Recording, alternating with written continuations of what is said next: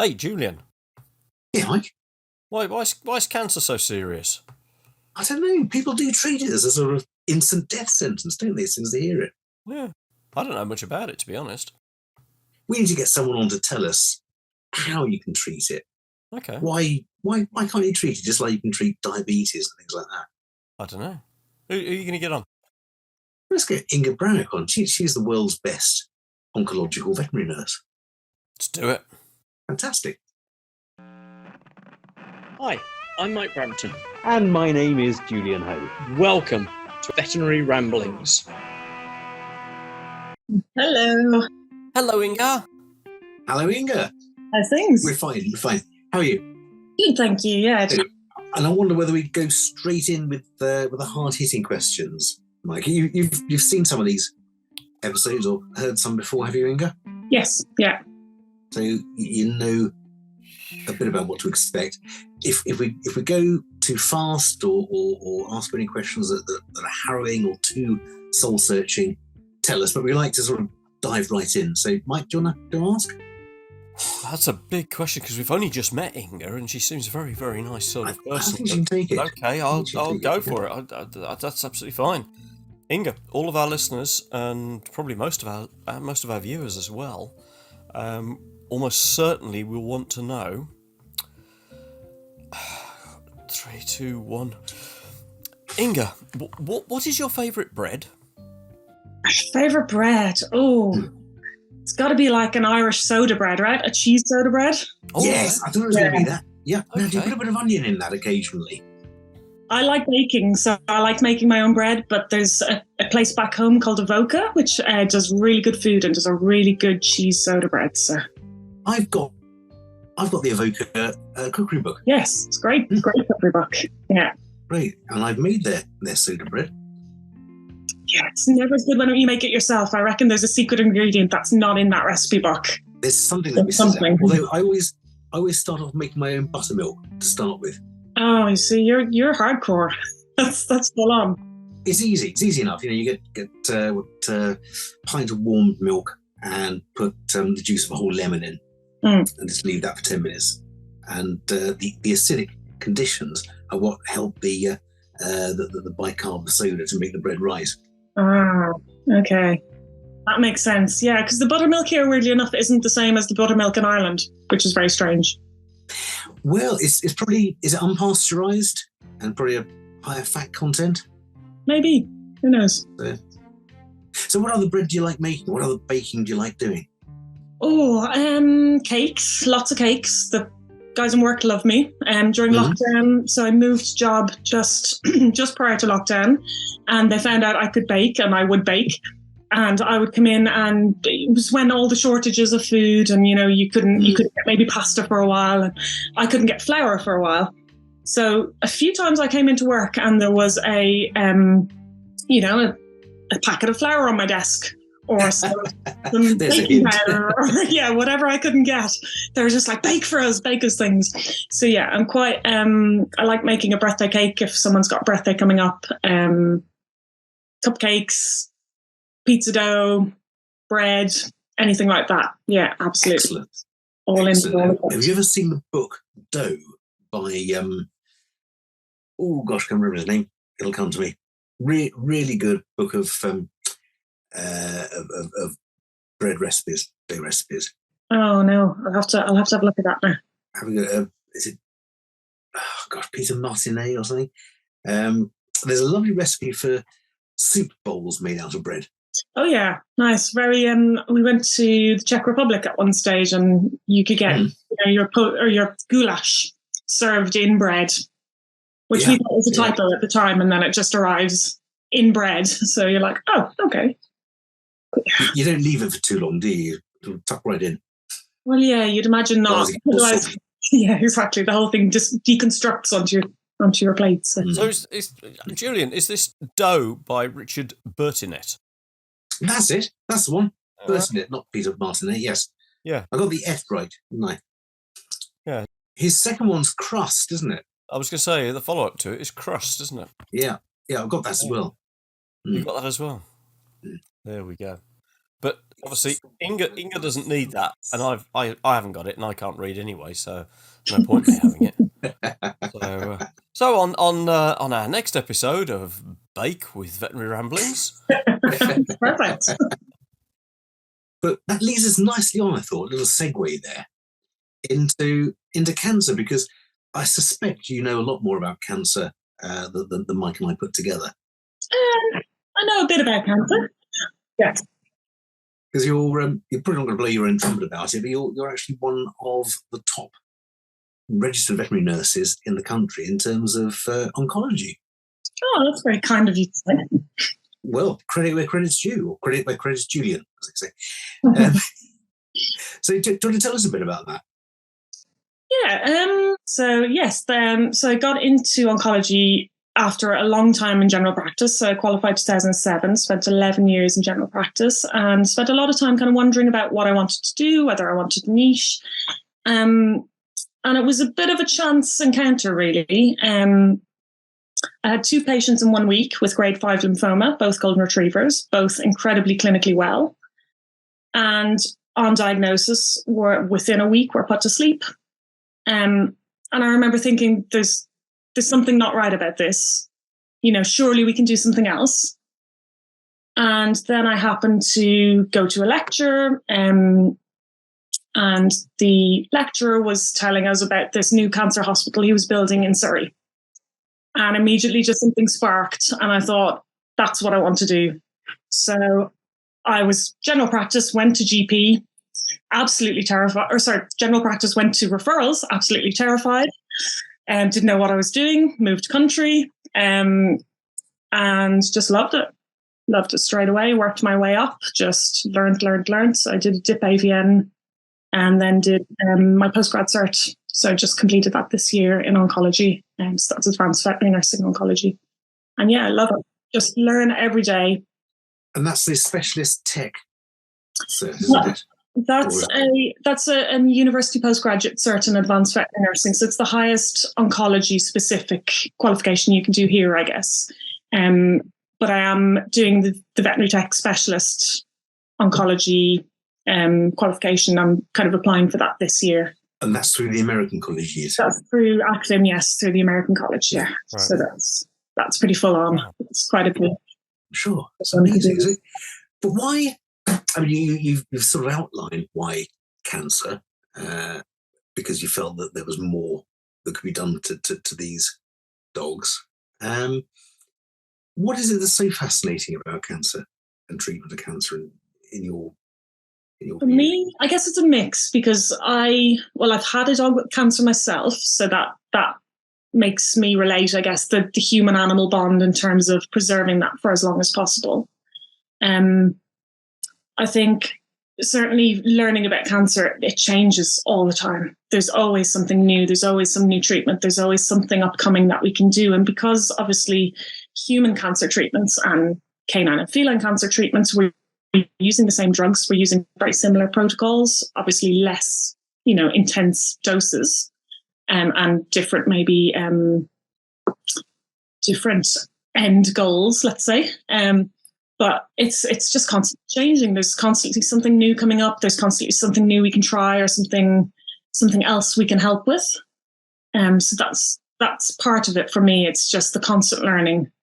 It never grows old. There's always something new coming up. And then a lot of it is the pet carer contact, the bond really that we build with the carers and with their pets.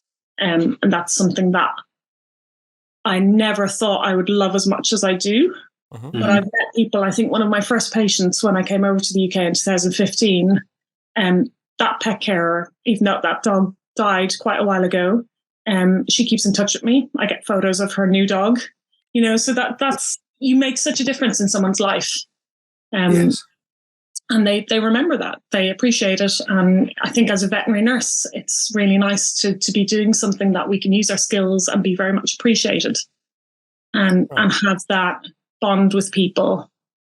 And we're kind of working on the same team, I guess, with the pet carer as well. It's not, you against them. You've all got the same goal. So yeah, it's quite satisfying in that sense. You very quickly skipped through there, Inge.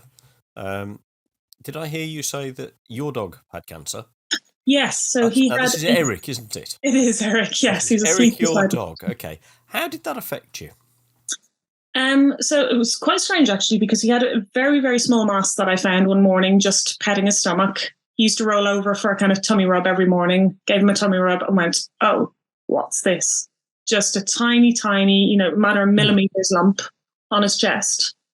And I guess I was lucky because I worked in a cancer hospital. Mm-hmm. So in he came under my arm and straight up kind of said to my clinician, we're F&Aing this. For them, they had to F&A my dog, who, he's well across. He's not a huge fan of having things done. So muzzle went on, had an F&A, and our oncologist, Mike, came back to me and he said, I think there's spindle cells. I think we're looking at a tumour here. Uh-huh. I think we should take this off. So again, privileged, got him in for surgery very quickly, did his own anaesthetic, actually, or did his anaesthetic myself, which...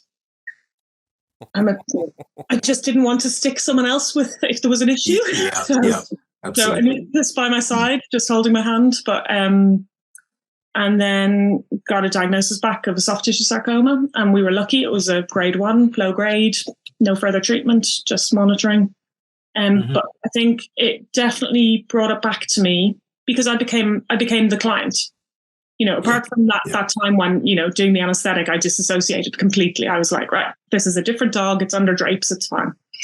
But waiting for results, waiting to find out what was going on, looking at my dog post-op, very groggy, not feeling great, trying to restrict him. I was the client. I was not a veterinary nurse with knowledge. I was the person going, oh God, what do I do? Calling my colleagues going, oh, do you think I could walk him for a bit longer? And I'm thinking, we take this for granted so much, don't we? That we go, well, why can't they keep the buster collar on? It's a simple thing. Absolutely. Just keep the buster collar on. Yeah. And then, I get home and he's got it halfway around his armpit and I'm like, oh, okay. It's not just them. It's hard to restrict your dog for 10 days. It is. He's 6 kilos. He doesn't need that long walk, but... No. But until you go through it yourself, you're absolutely right. We feel we're very much dictatorial to our clients, aren't we? Yeah, I think we assume that we know how it feels, but until we're in that position, it's very difficult. And of course, everyone's different. Everyone's going to feel differently, but we think because maybe we've got the knowledge that it's easy, but it's actually when it's your dog, it's not. It's not at all. And even things like, he's 14 now. This cancer hasn't recurred, but I get really bad anticipatory grief. So sometimes I look at him and think, oh my God, he's going to die. What am I going to do when he dies? So even that kind of end of life, I absolutely can properly empathize with people now because I've had that myself. So, again, you're not completely in someone's shoes, but you've got that insight, I think, into how they might feel or be able to reassure them a little bit. Has that affected you in any other ways at all? What do you mean? Sorry. Well, in going through that whole experience, has it affected you in other ways? Are the lessons that you've learnt from your own experience as being both the owner and the clinician that you now bring into your practice? I think, certainly the empathy being the first part. Practically, some stuff, in terms of, he fits a size 0 to 3 months baby grow, is what I found out. Because I thought, well, let's try some kind of bodysuit. So finding ways, I guess, to maybe restrict him a bit and keep him occupied when I had to keep him quiet, that kind of thing. So I guess practical tips maybe to tell pet carers. I think a lot of what I gained from that was being able to reassure people more, because when people hear that you've gone through that, even though it's not the same as a lot of my clients, it's not a terminal diagnosis, it's not that we're looking at a matter of months, but being able to say, yes, you're going to put your hand on your dog and think, oh my God, is that a lump? Is the cancer back? Is this, this cough that he does? Is this Mets? Having that understanding of that feeling of absolute terror when you think, oh God, the cancer's back. That's massive, I think. And a lot of people have said to me that makes a difference for them. Right. And it's easier then for you to gain empathy. Yeah, absolutely. I think we've said before on this show, and had a lot of our guests say as well, that we're not treating dogs and cats in isolation. We never do that. We treat the dog owner and the cat owner bond, don't we always? We treat them both. And you mentioned the animal bond yourself, or the pet bond. How important is that to you, treating the whole family, if you like? Yeah, no, it's a team effort, isn't it? You can't have one on its own. You can't have the pet on its own. You can't have the pet carer on its own. You can't have the clinician on their own or the nurse on their own. You need to really work as a team and work out what's specific to that pet and that family as well. So I hate the way the word holistic has been very much hijacked. So if I say, because I tend to say I work, looking at the patient and looking at their family and what suits all of their needs. And people think immediately, oh, homeopathy. And I'm like, that's not what I'm talking about at all. If it helps, he's a Libra. Yeah. Yeah, exactly. No, it really doesn't. The magnets aren't going to do anything here. No. And unfortunately, because, people as well, that's another side of it. When a pet's got cancer, someone will clutch at all those straws. They'll go, well, I'll try this and I'll try that. And gaining that kind of understanding of what they're actually maybe giving their pet and having that trust that they will tell you and that you can say, right, I'm going to look this up and no, it's not harmful. Okay, fine, use it. Or yes, actually this has antioxidant properties and it may actually interfere with our chemotherapy because we're, aiming for this kind of cancer killing process. We want the drugs to help the cells that are killing the cancer, exactly. for them by oxidation. So if you give an antioxidant, then you're completely ruining it. There was that trial, wasn't there, using vitamin E as a cancer therapy. And patients did so badly on it and died a lot quicker, so they had to actually stop the clinical experiment. Yeah, there's quite a few things people use, and you turn around and you say, actually, there's actually a very good kind of herbs and natural remedies app that's a human. I think it's Memorial Sloan Hospital Cancer Center in the States, and you can look up everything, turmeric, the lot, and it will give you the trials, and you can actually say, well, actually, because I think if it's of no harm, then why not? There's a great difference between homeopathy, which is magic. Yes. It's magic that doesn't work. And herbalism, which can have effects, some of which can be beneficial, some of which can be dangerous. Herbs aren't benign things. Well, oregano is, but for example, Ganoderma, which is a bracket fungus, is often used as adjunct therapy in human medicine, human oncology, as a reducer of some liver side effects and liver toxicity. But if you were to eat Ganoderma, apart from the fact that it's pretty bitter and will make you feel sick, it could really quite injure your guts. So people need to get things right, and they need to have you involved if they want to use that sort of thing, because they could harm the treatment, they could harm the pet. Or, conversely, they could come up with a mix that does help, but there's no point in doing that unless there's a proper clinical overview of it, is there? Yeah, that's the thing. It's like you say, you've got your side effects to everything. So, it's people do think, well, it's a plant, it's benign, but yeah, it's not always the case, unfortunately. So I don't know much about this subject.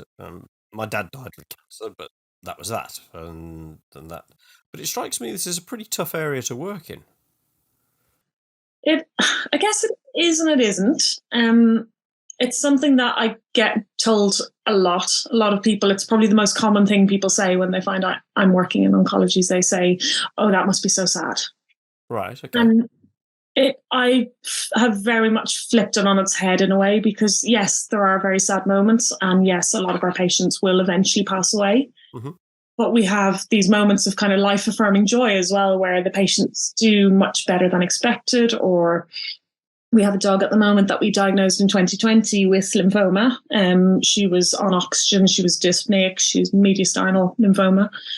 And she's alive. We've gone to, I think, 6 monthly checks on her now after one course of chemo. And effectively, we've cured her. And that was a dog that I know people were saying, she was in ICU. They were saying, should we put this dog to sleep? Right. So, if we can give these patients this quality of life, and that's to me, that's the most important thing. It's not about longevity. It's not about what we're doing or what we're not doing. Right. It's about this patient having quality of life. Mm-hmm. It's about them having a quality of life that aligns with maybe what their family wants for them as well. Right. Rather than what we dictate. I was going to say, as a vet, a lot of the difficulty of referring a pet to an oncologist, because it's much better to get a referral to an oncological team rather than doing chemotherapy, I think, as a first opinion practitioner, because you have much more in terms of facilities and knowledge. But one of the main difficulties is everyone has had experiences with cancer, haven't they, with their family, with their friends. And those experiences ultimately may not be wonderful, because in humans, the prime objective is to cure. And so we use much higher doses, we use much harsher regimes, and people do suffer as a result. That the end point, sorry, I worded that wrong. The final end point, hopefully, is that they get cured more often than not. Mm-hmm. Whereas with our pets, the end point is not often a cure, but an extended quality of life. But people come along and they say, what can we do? Or what is it? We say it's cancer. Would you like referral? Hopefully we word it a bit different than that. It's cancer. Would you like referral? And they say, oh, no, I don't want to put my dog through that. And there's this picture in their mind, isn't there, of poor Uncle Fred having a really tough time of it and suffering and struggling. But it's really not like that, is it, with dogs and cats? No, it's hard because, we do get this correlation, don't we? And it's 1 in 2 humans, 1 in 3 humans, and probably 1 in 3, 1 in 4 cats and dogs, depending. And they do, chemo certainly is a dirty word. It's this image, like you say, people vomiting, people losing all their hair. And, it's fine because we can tell people, well, we're doing this in order to cure you. But with our patients, our canine and feline patients, we're not going to do that. We want to keep that quality of life. So, there's a lot of, I guess, explaining to people that even though the drugs are the same, that the end goal is very, very different. And it's hard sometimes because we will get these, and it's really frustrating for me, certainly, to see someone say, oh, well, he had cancer and, there was no point trying something. And I'm like, well, if you've been given all the options, that's fine. That's absolutely fine. Euthanasia is absolutely an option in my mind. Mm-hmm. If that's what's best for the family, if that's what's best for the pet, if finances don't allow, if maybe there's someone pregnant in the house and chemotherapy, is going to pose a hazard to them, mm-hmm. That's fine. Absolutely. You make the decision that's correct for your family and for your pet. If you've not been given those options, then that's what gets to me. I want everyone to be given the full range of options from nothing to everything, obviously within reason. And then, some guidance maybe to make that decision, or, let's try this. And if it doesn't work, then we'll change to this. But that's the most frustrating thing for me. This, chemo is awful. Let's not do it. And what happens quite frustratingly, certainly with our lymphoma cases, is that they go, not doing chemo, too invasive. They put the dog on prednisolone for a couple of weeks. The dog does incredibly well on prednisolone, and they go, oh, we'll try chemo now. And we're going, well, actually, you've got chemo resistance to some extent now. Your pet's not going to do as well as if you had maybe just tried vincristine to begin with. And absolutely. Don't if you're going to take your dog down the chemotherapy route, don't let the vet give steroids. Yeah, or at least not at a high dose for a prolonged period of time. And quite often you'll find that the vet themselves have fixed views about it. And so I think you're right, clients don't often get the best advice from the vet. They just get told, oh, I wouldn't use chemo. I wouldn't go down that route. I think it's getting better. Having said that, I think we are getting more referrals. We get more word of mouth. So, my friend's dog came to you, I'm going to bring my dog to you, that kind of thing. And people will push their vets a little bit to say, can I be referred? Can I have this other option? I think obviously we're biased because the patients we see are referred by vets who believe in chemotherapy. So I don't see those patients that don't go for chemo anymore because I'm not in that situation. And that's, I guess, a lot of the reason why I do a lot of the social media stuff that I do, nearly to flip that kind of idea of oncology as this depressing land of awfulness on its head, and to show people these pets that are doing well, and to maybe to get in the back door. So maybe the vet doesn't believe in what we're doing, but actually his vet nurse is looking at social media and is going, actually, this person says, these patients do well on chemo, so why aren't we doing this? Okay. So I'm hoping those vet nurses who are looking are as stubborn and as annoying as I am with my clinicians, where I sit there going, can we try this? How about this? Can we do this? And eventually it might get through a little bit that, yes, we can at least talk about the options rather than dismissing everything straight away. So. That's brilliant. You've mentioned several times you're looking at treating the patient and the human-animal bond. How much time do you find yourself counselling the owners through the whole process, or during clinics, or is that a big part of your job? Counselling? Counselling. Sorry. Sorry, the accent got me for a minute. I was very confused there for a minute. That's all right. Yeah, there's a lot of communication. I think communication is really, really important in what we do, certainly. And you say one wrong thing, and this is where I have to be careful sometimes, because I think, how am I going to phrase this? Because if you phrase something slightly clunkily, or if you're not in the right frame of mind and you're just a little bit short, or that can be the end of that treatment for that patient, because they don't have that trust in you anymore, or they're not happy to kind of keep treating. So a lot of it is definitely discussing the possibilities of what might happen, validating people's feelings, because they get this whole range of grief on diagnosis nearly. They know their pet's got cancer, so they're going to go into those grief stages. They're going to go into that angry stage or that denial stage. And I'm not a counsellor. That's not my job. But, I will to an extent absolutely talk to someone, talk them through what's normal, talk them through, yes, we can help with this. We can't help with this. We're lucky we have a hospital counsellor in my referral practice. So we do have someone we can refer to. The Blue Cross have a great bereavement line.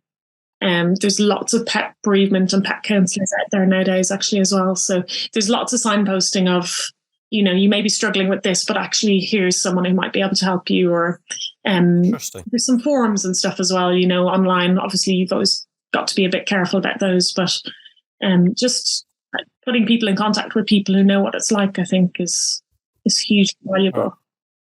Because there's always that, it's just a pet, isn't there? Yeah, and money is at the base of a lot of that, isn't it? Yeah. They spent how much on chemotherapy? And it didn't work well. They're foolish, aren't they? My goodness me. Yeah. How do you deal with that sort of thing? People coming along saying, how much? Well, can't you do something cheaper? How can you take that money off? It's my dog. How can you do that? Yeah, I guess again we're lucky. It doesn't happen that often. I guess if they've been happy enough to accept the referral to you, then yeah. And we do try and give an estimate of costs when we can. If we're asked about it, if we know someone's money conscious, if someone's not insured, we'll try and work around that as much as possible, because we don't want to make something inaccessible either if they are genuinely doing their best to pay for something. Chemo drugs are expensive. There's not much we can do there. I know we do some of the drug costs. We probably charge less than we should, to be honest, because they are so expensive that we try and kind of make it accessible, like I said. And then we have some autonomy in terms of work. I know, not every hospital will have this, but I have gone to our hospital director before and said, these people, we want to restage, we want to see what's going on. They don't really have the money. They're pulling money out of, this savings pot. Can we help them out? Can we do this at cost price? And they can be actually very good for doing that. So just helping as much as possible. So, but it is hard when it comes down to money. But everything comes down to money, doesn't it? And it is, probably the most difficult part, I think, of our job is having to constantly justify what is obvious, that things cost money that people aren't used to. So Auntie Maud will have had cancer therapy for a year and they wouldn't have had to pay a penny. Yeah. And how could it be £30,000 for a dog? That's ridiculous. That's all right. Our government have got this in hand. We'll all have to start paying to see our GP soon. Yeah. The ambulance man will say, you can scan your credit card here and we'll whisk you into the hospital. Yeah. You just got a little chip and pin in the back of your hand and then you don't even have to be awake. They can just scan your arm. Be fine. Whatever you do, don't amputate that hand. Why not? That's my chip and pin hand. Exactly. If they put it in your head, just don't going to amputate that. That's a safe bet. So that's what those chips are in the back of the neck on the dogs and cats, is it? Yeah, exactly. Did you not know that? That's for billing purposes. Beep, beep, how much for the cancer therapy, Shell? Beep, it's not scanning. Beep, that's got it, yeah. Type in the number. Type in the number. Brilliant stuff. Yeah. So, palliative care, we've been talking about cancer therapy as being a very positive thing. And a lot of people consider then the opposite side of the coin, where we're not treating, we're giving palliative care. A lot of people see it as a giving up. There's nothing we can do, so we're basically going to give some feel-good drugs. But there's a lot more to it than that, isn't there? Palliative care is a discipline in itself, and rightly so. Do you have any, I don't know, bits of advice for owners whose dogs or cats have been told that the most suitable treatment is palliative care? What they could expect from that? Yeah, I think palliative care is a funny one, isn't it? Because people they think of this, like it's giving up. And I think in human medicine that's nearly changed because they're trying to push for, palliative care is, I guess, more of what we're doing in veterinary in terms of extending quality of life, keeping patients as comfortable as possible, and not necessarily talking end of life. And that's where the distinction comes. I guess, from my point of view, it's not necessarily end of life. It's just assessing all those needs that patient has and the things that they maybe can't do as well as they used to, and just trying to get everything up to par as much as possible. So, they're not eating as much. Can we give them appetite stimulants? Can we tempt them to eat? Can we give them this diet or that diet? Analgesia, comfort, massage, all of that. But equally at the same time, doing those, having those bucket lists, having these joyful experiences with your pet, so that you're not looking at your pet thinking, this is awful, my pet's going to die, but enjoying the time you have with them and celebrating the good times that you have, and, doing whatever makes them happy, feeding them jam sandwiches or, going to the beach or, I had a patient who hated golden retrievers. And we used to joke that on his bucket list was to really mob a golden retriever one day. Of course he didn't, but it was on Oscar's bucket list. It was like, he hates them. Someday we're just gonna ambush one in the park. So just those silly things, or chase the bin man down the lane. Not necessarily stuff they're going to do, but just to make that list of things to celebrate the pets, and rather than having this kind of in the morning before they're gone, I guess. Allow the dog to chase the binman down the lane. Well, yes, hopefully. Yeah, okay. Not the client. Right, okay. I feel I might get in trouble. Thanks for clarifying. I mean, maybe not actually allowing them, but, allowing them to think that they've chased the bin men away. I have nothing against bin men. They're absolutely nothing wrong with dog used to hate the postman. He did. My dog likes to bark at anyone who knocks at the door or rings the doorbell, but then if they come in, he's terrified and he runs off. He's like, oh God, they came in. This is Eric you're talking about. Yes, yeah. I think we should clarify for our listeners here that Eric is a gigantic. Oh, huge, massive. Huge. Kilos. Was it a dire wolf? Yeah, well, a bit bigger than that. Yeah, direwolf cross. You know the never-ending story, that giant, is it falcon? Oh, yes. Right. Yeah, now what was that? What was he? I always get Neverending Story mixed up with Labyrinth. It was David Bowie's thing, wasn't it? Yes, that was David Bowie. Yeah. Never-ending story. I don't know what breed that was. I do have a Tibetan Terrier that comes into me at the moment that looks a little bit like those big ears. So you've got a dire wolf Chihuahua cross. Yes, pretty much. Aren't all Chihuahuas direwolf crosses? Probably. Yeah. They've got very strong opinions, haven't they? Very strong opinions. Yes, he's actually, I think, cross Jack Russell, which is stubborn crossed with stubborn. He's definitely.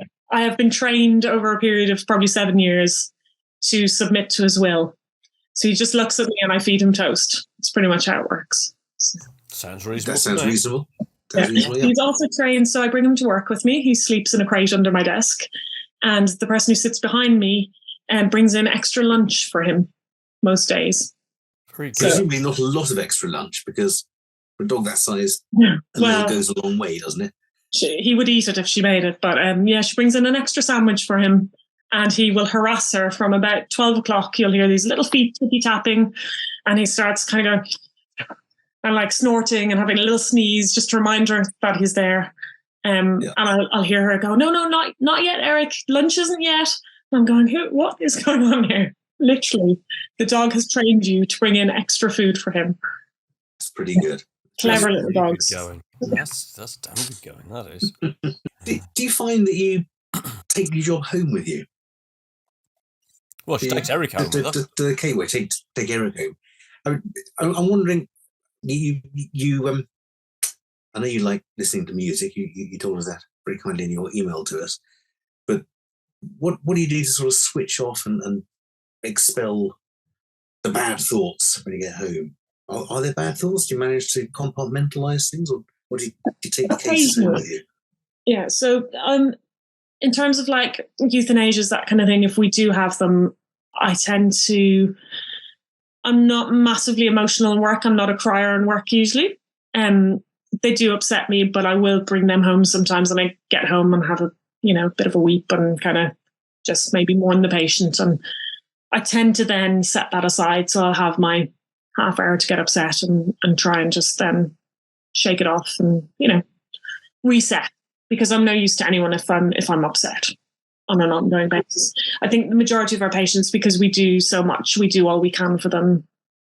There's not a sense of regret. It's the ones maybe where you think, oh, we could have done this, or we could have identified this sooner, or sometimes the patients who are maybe put to sleep too late, so they're really not in a good state by the time they come into us. That's more what gets me. I'm very clear on boundaries, though. Mm-hmm. And that's something I learned over the past couple of years, I guess, in previous jobs. I don't look at emails outside of work. I don't look at any of our practice management systems. Obviously, they're all on the cloud. I don't look at anything like that when I'm not in. And that makes a massive difference for me. Just being able to go, actually, if there's something urgent, the team know that they can ring me. And usually if it's something urgent, it's we need a chemo for this patient, on a weekend, and I'll talk them through it. That's fine. But I don't want to read, such and such patient has passed away, or, this is going on or that's going on. It just stresses me out. So I set these quite clear boundaries and work out very good actually about honouring them. That's really good. That's really good, yeah. How do you do that? How do you manage to do that? I think I put everything on mute in terms of, so we have a kind of a work, it's like a work Facebook, I guess. Mm-hmm. It's got lots of kind of, you can get messages or you can see posts, and that all goes onto mute automatically from 7 o'clock when I finish, until 9 o'clock the next morning. So I don't get any of those messages when I'm not in. As I said, if they need to call me, they'll just call me and I'll pick up a phone call. So that's fine. Same with emails. I don't have emails on my phone. I don't have emails on my laptop. I'll pick them up if I'm on work. Again, if there's something urgent, it'll come to me via kind of someone contacting me. So that's tremendous willpower. I wish I had that. Yeah. Well, this is why I'm asking, because Inge says this is what I do, and I sort of think, I'd sort of quite like to do that, and then I go to bed and I think, oh, I wonder. Yeah. And I flip it open. I know you do. The last thing at night, you think, I never heard back from so-and-so. Yeah. And so you look at the email and think, oh yeah, I wish I hadn't heard back from so-and-so. Oh, and there's this as well. Yeah. Oh, I should have done that. Yeah. Yeah. You know, another hour is wasted. It's the same thing as doom scrolling news, isn't it? Yeah. The other thing I have is I do have some work apps on my phone, but they're kind of all the way across, 4 or 5 pages across in a folder. So I have to consciously click all the way across, click into the folder, and then click into the app. And usually by the time I've clicked into the folder, I'm like, what am I doing? I don't want to look at this right now. So it kind of adds a mental break that I go, actually, no, I'm not going to do this. We're lucky, though. We've got 24-hour ICU. So I know that if any of my patients are in difficulty, they'll call into them. So, there's a certain level of buffer there that I'm not letting anyone down by not looking at those emails. Right. Well, as I say, I wish I had your willpower. That sounds ideal. And we so often speak of mental well-being on this podcast because, as we know, the veterinary profession is rife with poor examples of it. And I think a lot of it is the fact that we are assailed constantly now by work. And it's not healthy. It's really not. No, it really isn't. I guess that's something that I struggled with in a previous job. Again, it's kind of learned, I did struggle a lot with anxiety and with stress and with walking home just thinking I'm not doing my job properly. I was never doing enough. So I've been very, very conscious in the past couple of years just to look after myself and to have that self-care and to, I work 4-day weeks, but I work long hours. But that means that I will always have Friday, Saturday, Sunday off at the moment. Mm-hmm. And I'll use a lot of that. I do a lot of my own work, but that's different, isn't it? I can justify this is what I want to do. This is even though it's still oncology, it's kind of my part of things. And that's your lecturing and the papers you write and things. You've written some very good review articles for vet nurse journals. Yes, I've got a few of them on the go, hopefully at the moment. So, and then even just my study and stuff, getting that done on Fridays. That was kind of why I originally took Fridays to be able to do that. Mm-hmm. Because if you're in work, say till 7 o'clock, you might end up in work till 8 o'clock or 8:30 because our days are late, don't they? If I'm not in work, they can't call me in. So if I'm not in on a Friday, they can't say, can you stay for another hour? So that's kind of why I did it. So I've got, that clear time to do my own stuff. Very important. But yeah, I think flexible working and having that, working the way that suits you, I think is the only way the veterinary profession is going to progress, really. Is this kind of really standardized? You work long days, you work extra hours, you don't get lunch breaks. That's not good for anyone. And that's probably part of the reason why we're destroying a lot of our staff by just bombarding them with work. I think it is. I think it's one of the reasons for compassion burnout, which is rife in the profession. Yeah, absolutely. How can you look after someone else if you can't look after yourself? That's the thing. Yeah. Yeah, absolutely. You've just brushed across a lot of things there, Inge, like quality of life and teaching and the journals and bits and pieces. And I'm wondering if we can just bring some of that together for a moment. Well, what, for a minute, you mean? Yeah, I was wondering about whether we could bring some of that stuff together for a minute. Have you you've listened to the show, I think, haven't you, Inge? I have. You have? Okay. Only once or twice. Usually in the car, actually. I'm sure people driving near me are going, what is she listening to? Deviates on into strange topics and then, It depends whether you're laughing or crying, I suppose. I'm not crashing, so that's the main thing. Well, that's the main thing. And we don't really do a sing-song, do we, Julian? So that's not going to happen. No, that was banned after the first 2 episodes, I think, wasn't it? Yeah. Well, I thought maybe you could add that in. That would be quite nice. Just a little kind of singing section. No, karaoke. You haven't heard us sing. We took it out. The number of things we took out from the show compared to the earlier episodes, like my jokes. Your jokes. Yeah. And I must say, actually, on that front, I'm very, very grateful. Someone the other day gave me the definition of the word many. And I must say, it means a lot. Oh, dear. That's a definite cut, right? Bit of tumbleweed going past there. Don't encourage him. I've learnt this over the years. You don't encourage him. Just pretend it Go didn't quiet. happen. Go Best to say quiet and nothing. still. Best to- Quiet and still. And then he sort of just winds it back in again. Fine. So I think he's okay, so frozen. I'm going to make a big assumption then, Inge, that you've come across the section of the show called 60-second CPD. Yes, I have. And I'm going to do one of the most appalling segues ever, because you were talking about quality of life there. And would I be right in thinking that you'd like to do a 60-second CPD on ensuring the quality of life of Patients patients? in general, yes, yeah. Yeah. Okay. So is that what you're up for? Yeah, absolutely. Excellent. So on this episode of Veterinary Ramblings, Inge is going to give us 60-second CPD on ensuring the quality of life for our patients, starting now. Right, so first of all, it's important to remember that quality of life for our patients is specific to the patient and the pet carer, because the two are linked. So you can't have quality of life for one and not have it for the other. So the first thing we really need to do is look at our specific patient and what's important to them. So of course we need to look at the basics. We need to look at, are they eating? Are they drinking? Are they mobilizing? Are they socializing? Are they passing feces and urine? But also we need to look at the specifics for that patient. So are they playing with specific toys? Do they like chasing squirrels? Are they trying to get up on the counter? Are they barking at the postman? These are all things that encompass quality of life for those patients. And if they're not doing those things, how can we facilitate them? So analgesia, environmental modifications, anti-nausea drugs, all of that kind of thing. And then we look at how we can assess this. So there's lots of quality of life scales we can use. So there's the Lap of Love scale, there's Uni of Ohio. The trick is to use them with our pet carers while the pet's well, and then we can identify quality of life deteriorating. Whew.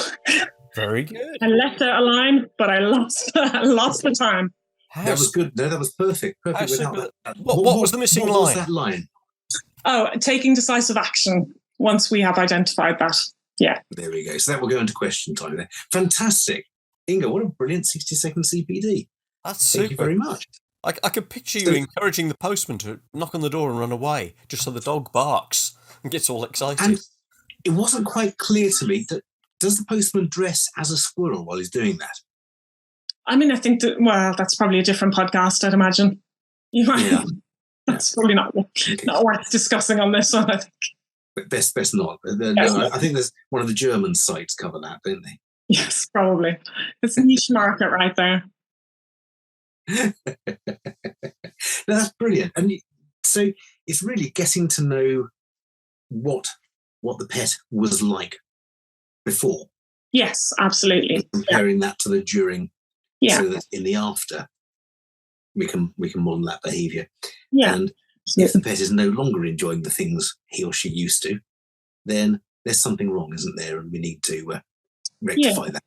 Yeah, I guess in its simplest term, in terms of quality of life scales, we tend to say, if someone really doesn't want to go through, some people don't obviously like forms or that kind of thing. So you say, well, what are the 5 things that your pet liked doing most during his lifetime? And usually, for Eric, it's having treats, probably, is number 1. I heard it was having sandwiches from your co-workers. Yeah. He likes sniffing things. So he likes going on these long sniffy walks, not necessarily going fast, but just sniffing everything. He likes socializing with me. Certainly he likes to cuddle up on the sofa. Is he there? He is. He's asleep right beside me. He's fast asleep.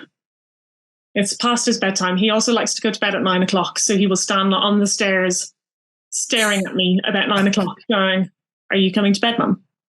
Oh, I sound like a crazy dog lady, so I need to be careful with this. You've only got one, it's fine. When you got 20 and talking about them all, then you're a crazy dog lady. yeah.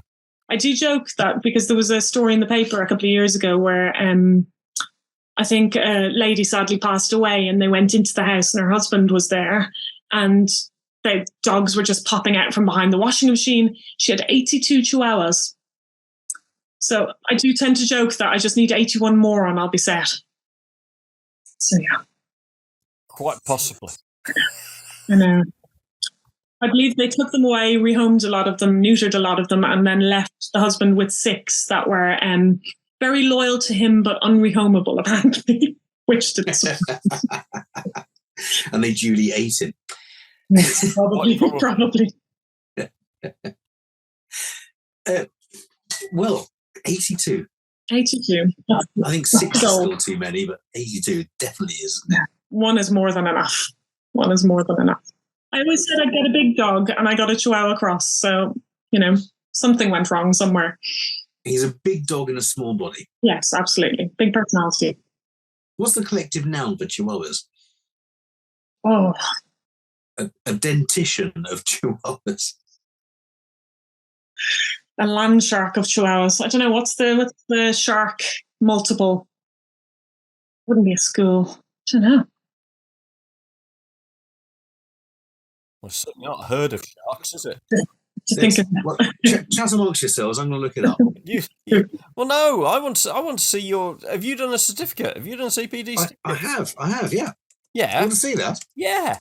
So you look up collective noun for sharks. Well, I'm showing the CPD certificate. Go on then. I'll do that. And it says it's certificate of not just life, but of good quality of life. Yes.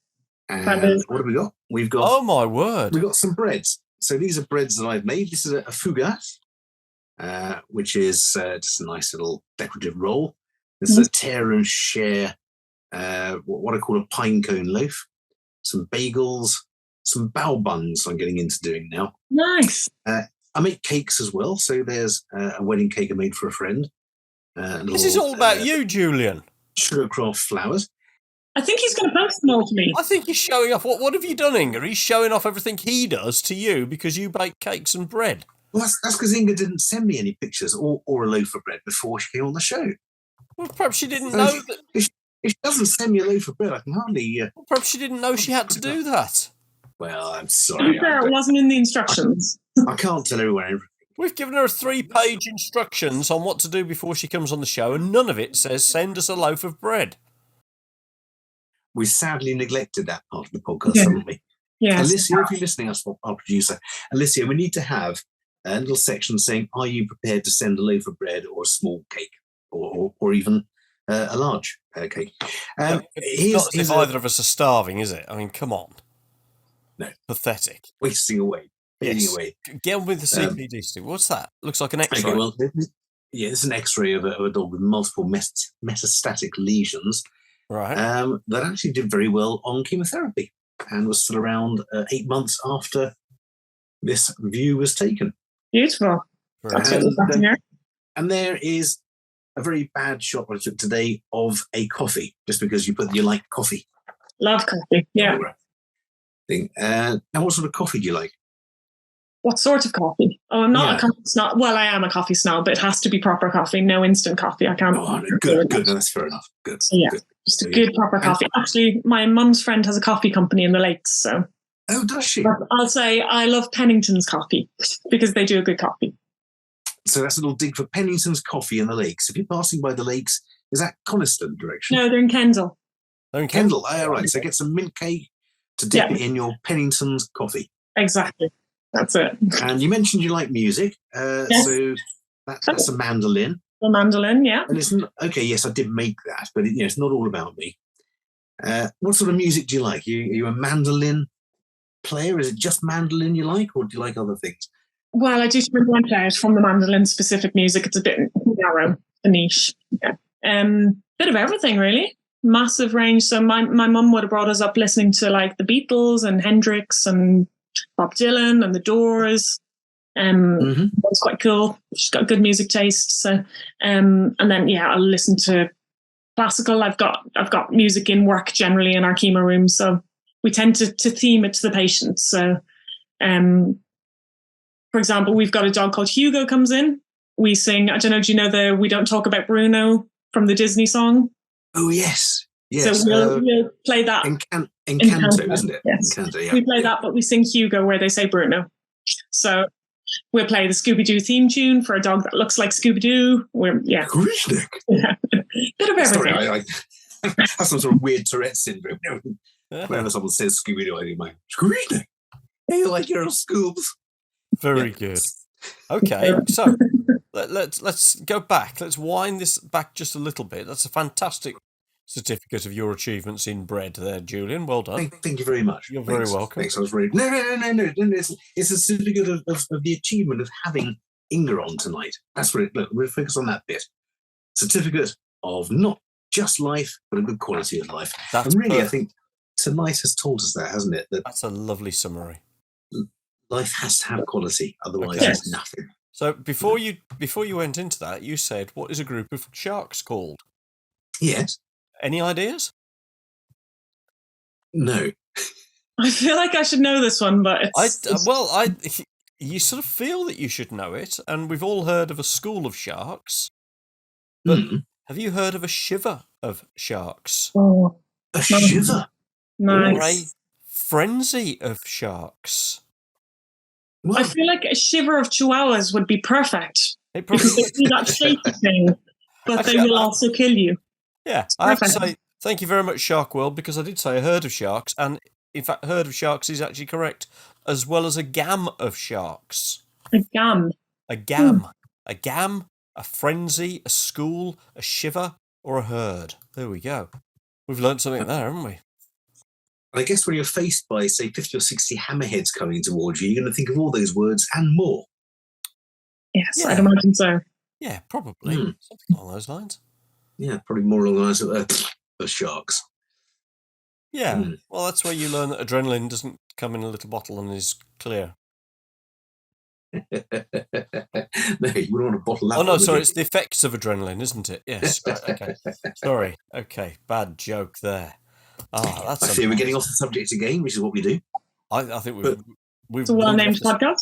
We've wandered off the side of the hill. Kind of is, isn't it? Yeah. But I think it all goes to show they had a fantastic night's CPD and a really, really good chat with our new best bud, Inge. Inge, yeah. Hey, Inge, have you got a question to reflect on? Oh, yes. Oh, we need that, don't we? We do need Yes, we do. And I'm very single-minded on this, but so apologies in advance. We've touched on it a little bit. Don't apologise, that's why you're here. But, we want to hear what your views are.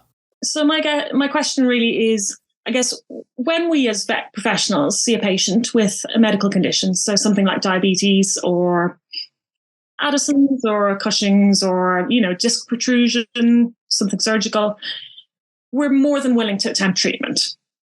So even if maybe short-term our quality of life is going to be affected, so you're going to have to go through surgery and some element of discomfort. And even if you've got something like diabetes where it's management rather than cure. So why, in that case, does the term cancer cause such fear that we don't treat it the same way? So why don't we go in with the same aims? We immediately think, oh, cancer, terminal, let's euthanize, rather than thinking, well, actually, we can give this quality of life. We can treat for a prolonged period of time, and we can keep this patient well and with their family. And I think the other thing to tie into that is that, again, he's got cancer, he's old, and age is not a disease. So why do we, as veterinary professionals, not take that view that cancer is, yes, it's another illness, but it's something we can quite often manage really well. Wow. Really good point. Really good point. Very profound. And we just need to change our view, don't we? Yeah, absolutely. Our perception. I suppose to a certain extent it's a little bit like if you go into your GP practice and the C word is mentioned, you don't hear anything else that's said. You've got cancer, and we just lock down. And presumably that's a similar effect for our veterinary patients. We hear that word and we lock down. Yeah, definitely. And there's trauma associated with it. Absolutely. People have this massive trauma response. And like you said, everyone's got an experience, don't they, themselves? Mm-hmm. So they immediately think of that bad experience they've had with themselves or with, family members. And that translates.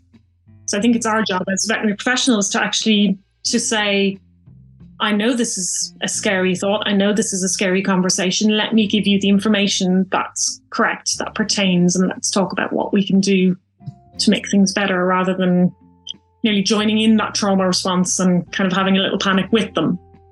Because it's normal. You're going to have that panic, but I think it's our duty to educate, isn't it? I think it is. And I'm not going to ask you to give any figures for how successful cancer therapy is in our pets these days, but I bet it's a lot more successful than it was 25 years ago when I first qualified, and even 5 years ago. because new treatments are coming out almost every day. The monoclonal style of treatments, the RNA vaccinal treatments, the bacteriophage treatments, all of those new ideas that are coming out, not to mention gene therapy, are really changing the face of human cancer therapy and pet cancer therapy. And often clients will know of someone who's had a bad experience, and vets will know of someone who's had a bad experience, but maybe the bad experience they had was long enough ago that actually, had they been treated here and now, they would have done a lot better. So no treatment stands still, and cancer treatment, I think, is one of those modalities that really is moving tremendously rapidly. Yeah, very much so. I think on that note, we've talked about cancer and negative stuff, sort of negative stuff, most of the evening, but that's a positive note on which to probably end on. I think it's fair enough to do that. I'd like to finish on a positive note. Yeah. Yes, absolutely. So if you've enjoyed what you've heard tonight, please get in touch with us, drop us a line, and please, please, please subscribe, because it really does make a difference. And so on behalf of Veterinary Ramblings, I'd like to say, Inge, thank you very, very much, and may Eric, your dog, go with you. Thank May you. your dog Eric go with you. Thank you for joining us on Veterinary Ramblings, Inge. Thanks for having me. Cheers. Very welcome. Thank you. Thank you.